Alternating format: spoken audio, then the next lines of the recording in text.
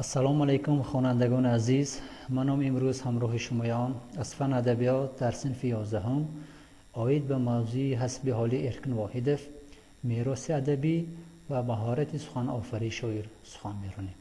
مرحمت ویدیو درس نوبتی را تماشا کنید.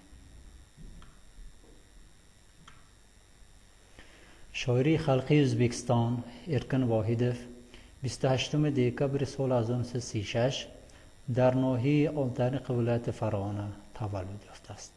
او همچون شاعر، دراماتورگ، ارباب جمعیتی و ترجمانی با مهارت شناخته شده است.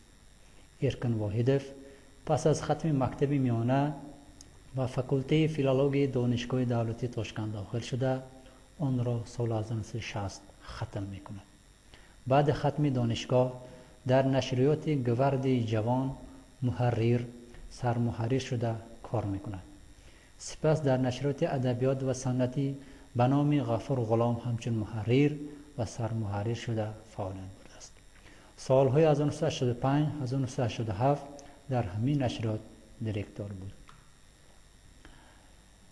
ایجادات ارکن واحدف سال 1961 آغاز یافته است و در همین سال نخستین مجموعه اشعار او با نام نفس صبح و نشر است.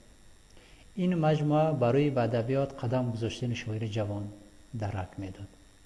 در داستان در پلاتکا نوشته شده که به زلزله تاشکند وابسته است، صبر و متانت خلق، زیبایی عالم روحی و دوستی خلقها که عامل متحد گردیدن بین بشر می باشد افاده گردیده است.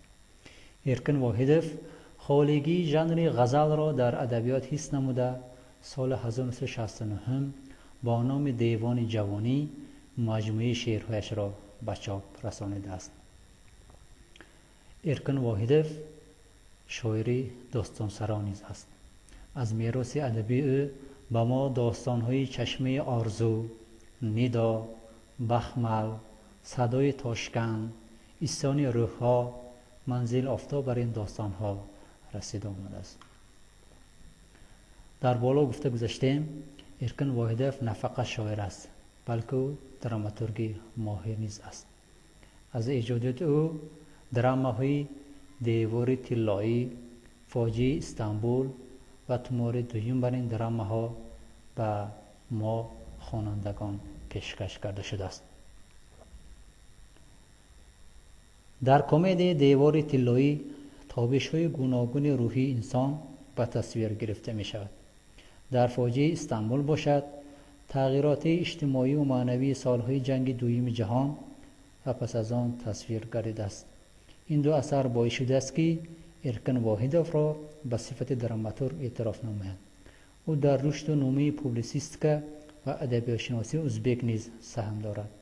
مقاله و صحبت‌هایی که موصوف آید تحلیل پهلوهای زبان ادبی ازبکی، اشعار نمایندگان ادبیات ممتاز و معاصر ازبک تیار نموده است گواهی این دعوایند. ارکن واحدف ترجمان ماهر نیز است و همچون ترجمان فعالیت با ثمر برده است. خصوصا اثر مشهور نویسنده نیمیس گیوته فاوست را خیلی ماهرانه ترجمه کرده به مال خلق ازبک تبدیل داده است. شاعر اشعار شاعری روز یسنین را چنان با مهارت ترجمه کرده است که گویا خود یسن شعرهایش را با زبان ازبکی نوشته است.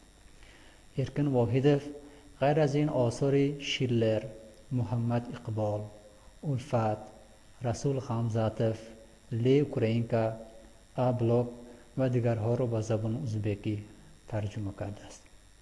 برای خدمت‌های شایانش سال 1997 با آردن بیو خدمتلرو چون تقدیرانده شده است. اینچنین به شاعر عنوان‌های فخری شاعری خلقی ازبکستان و قهرمان ازبکستان داده شده است. ارکن واحدف 30 می سال 2016 این عالم فانی را پذیرفت گفته است. برای دقتتان تشکر خوانندگان عزیز.